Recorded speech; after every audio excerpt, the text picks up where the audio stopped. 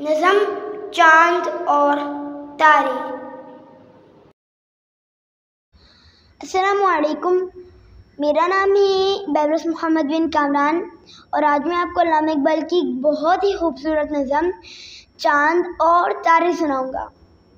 डरते डरते दमे सहर से तारे कहने लगे कमर से, नज़ारे रहे वही फलक पर हम थक भी गए चमक चमक कर। काम अपना है सुबह शाम चलना, चलना चलना मदाम चलना। बेताब है इस जहां की हर शय, कहते हैं जिसे सुकून नहीं है।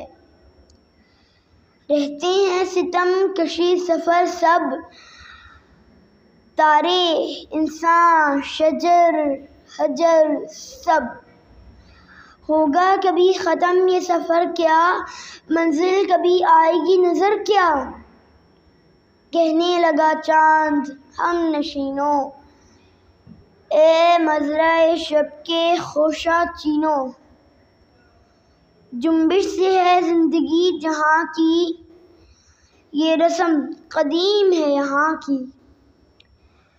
इस राह में मकाम बेमहल है, पोशीदा करार में अजल है।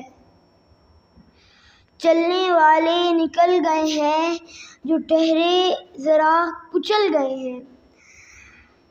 इस नज़म में इकबाल का बुनियादी तस्वुर ये है कि कायनात की हर चीज़ हरकत में है, हरकत में ज़िंदगी है और ठहरने में मौत है।